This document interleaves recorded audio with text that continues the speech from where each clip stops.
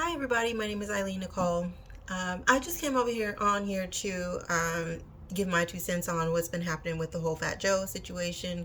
Fat Joe and his disrespectful comments about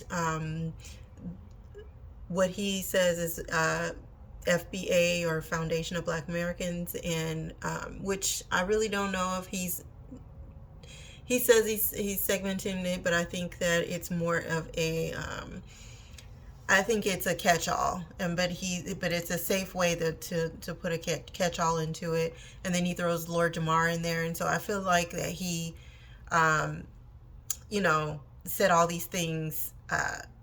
He said them the way that he said them, so that it didn't seem like he was talking about everybody, but really nobody's dumb. Nobody's dumb. We know why you said it the way you did, and it was very cowardice. It was cowardice. You should have just came out and said you don't like black people and you want to take all the credit for the work that you have not done.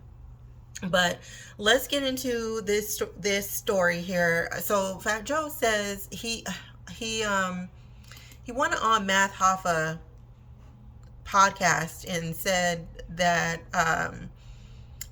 he thinks that FBA is a hate group, and that the reason why he thinks they're a hate group, in my opinion, is because they are not allowing him to tout this narrative that Latinos created hip hop. Like, listen, I really feel like there there's this underlining, you know, narrative that eventually, if we allow it to go, if we allow that to go on, then they'll say, then he and other Latinos can say, oh yeah, well, it's actually started with Latinos, and African Americans had nothing to do with hip hop, which that's a big fat lie, because African Americans are known for creating genres of music, and having them taken away. So this is why we're so sensitive about the whole hip hop thing. This conversation is way bigger than who created it, and then that's it. It's more of us not allowing people to just punk us out of the things that we should rightfully have control over, or gatekeep for the most part, because we know that a large portions of our community are being controlled by purses with suits. And so I think that this is a healthy way, without getting into any physical altercations, of gatekeeping our culture by, advocating for ourselves. And I think that's important. But I did write some notes, and I just kind of want to get into it. Fat Joe, even though Latinos were there during the creation of hip hop, they were not involved in actively creating hip hop. They were there on the sidelines because their culture didn't want them interacting with us. So this is one reason why they can't take credit for it, because we know how rampant the racism was. Look, I'm all the way over here in Arizona, and the Latin culture is racist here. I mean, you have people in, like, Mexicans, because we're next to Mexico, so we do have a lot of interaction with Mexican people who are not racist, who are, just cool people, regular people, trustworthy people. But also, we've ran into a lot of, and typically it's parents, older generations, that are very racist, and then just hearing the stories, it was very racist on the East Coast, where all this was brewing. Now, I do think that they were there in some instances, but that was sparingly because, again, of the gatekeeping of their own culture. Their culture was being gatekept. They didn't want to intermingle with black people, so it was sparingly that hip hop people were even involved. So how could they create it when they were barely there anyway? They were there in sprinkles. I think that is a misnomer to say that they were there. No, you were not. You were there, looking on the sidelines and doing what you could do, as far as what your parents would allow you to do inside the culture that was being created.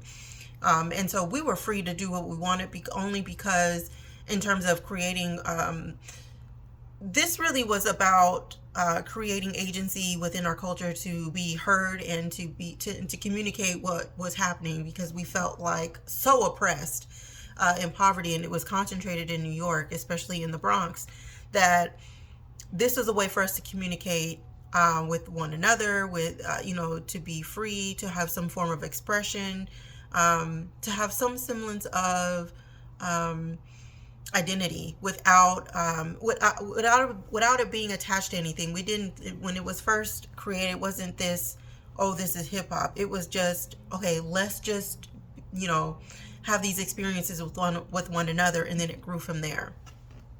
And some of y'all was there, not all of y'all, and more of us was there creating part of that. And so it was African Americans and Afro Caribbeans.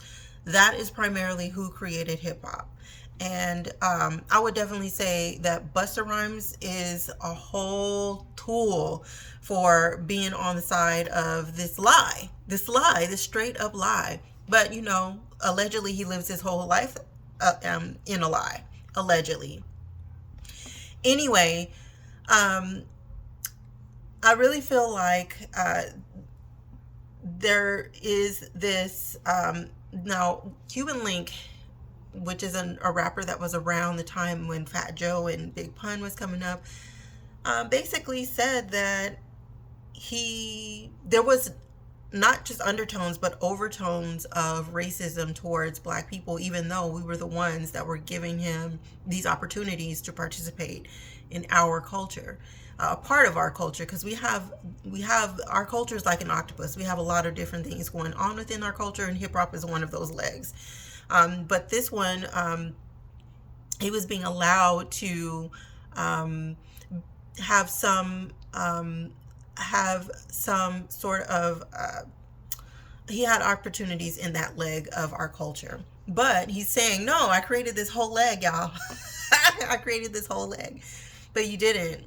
Nobody, no Latino created hip hop at all. So it's really a matter of cultural appropriation.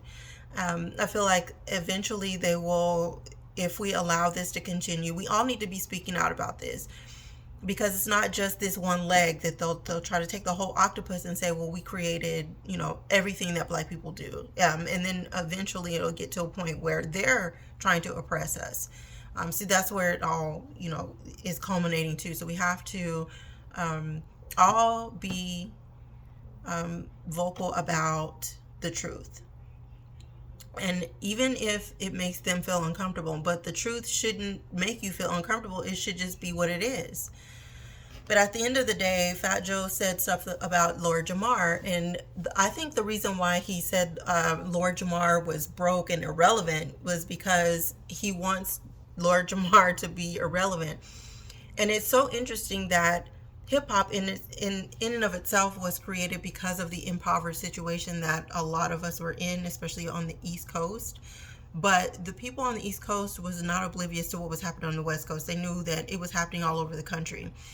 So for him to use that very thing that created what is hip hop now is very ironic, and to use it as if it's the worst thing in the world, when the only reason why you are even here is because of our impoverished situation and trying to get out of that and find some way to find some relief, some resolve. And so that's what I had to say. I think that we still need to continue to be vocal about this. I know that there are some sellouts in the Black community, the Afro-Caribbean community, when we need to be closing ranks. Instead, you do have sellouts like Busta Rhymes, who will take whatever, whether it's attention or money, or whatever it is that he gets out of it. In my opinion, he is a complete sellout, and so is KRS-One, unfortunately. Only because they have no backbone. They have no backbone. So tell me what you guys think of this video. Let me know. What do you think? Do you think that we should continue to advocate for ourselves even now? I mean, it's now all of our duty to continue to gatekeep, not just the people who are artists in hip hop, but also those who appreciate it like as it is, the raw truth about hip hop. Um, I'm not a musician in any way, but I do feel that we should still stand together with every single leg of our culture, and hip hop is one of those legs. All right, tell me what you think about the video. Tell me what questions that you have. Let me know. Do you think that if KRS-One and Busta Rhymes are sellouts without a backbone? I mean, that's my opinion of them, but what do you think? Do you think that they're doing the right thing, or not?